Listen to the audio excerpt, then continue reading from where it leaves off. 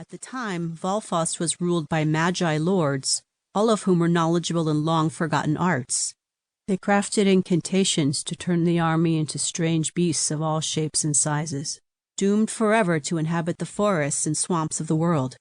The creatures had once been strong, virile men, warriors like her. The creature blinked, the very tip of its tentacle drawing circles in the mud on her shoulder. Far back in his gaze she saw intellect, suffering, an expansive memory stretching back farther than she could fathom. A second tentacle slipped smoothly around her right leg below the knee, and she swallowed. "You weren't always this way, were you?" she said, not really expecting him to be able to reply. Instead, he slid the tentacle up over her knee, curling it around her thigh. "I thought not," she said at his confirmation. In turn, she traced spirals over his warm, moist skin. "We are more similar to each other than we are to anything else." He rumbled deep in his chest. Taran's heart beat harder. "We've been punished for being strong, both of us." He rumbled again. "I am tired of being punished." Now a third tentacle came up in the small space between them. He stroked her long and languidly, from the crease between her breasts down to her pubic bone.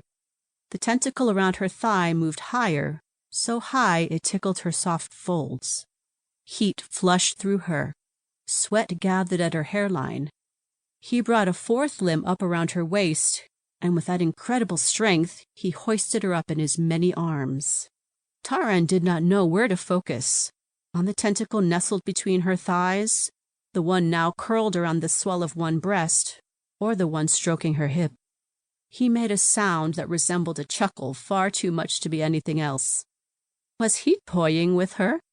The thought sent a deep, hot throb through her lower half.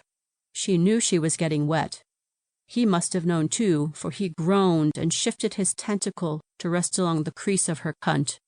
Taran wriggled her hips, grinding herself down onto him, parting her own flesh to slick her juices across his velvety appendage.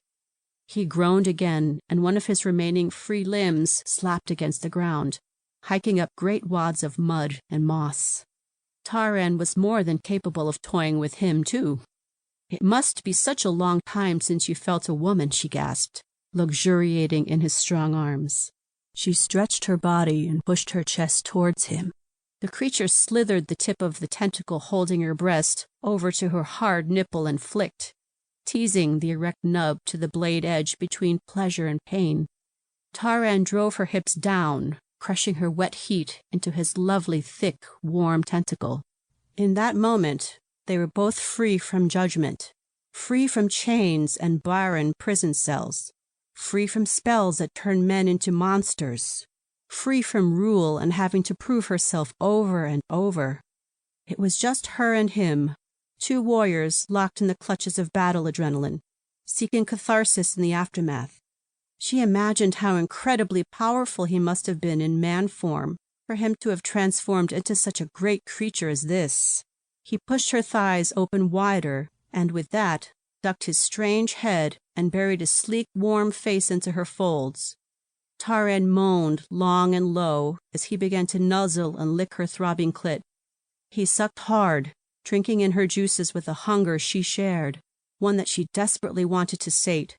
Tentacles tightened around her body. Perhaps this was indeed what he woke up longing for, the taste of a woman. She was more than keen to oblige the one who had, after all, saved her life a number of times over. As for Rill, Taran planned to take full credit for him. The creature consumed her wetness, lapping it up like nectar while he held her thighs firmly apart. Taran ran her hands over his silky skull, finding bumps and rises and pocks the same as on a person's head. She urged him deeper into her pussy, grinding up to meet him. He moved his tongue like a saber, artfully and with all the passion of a true fighter.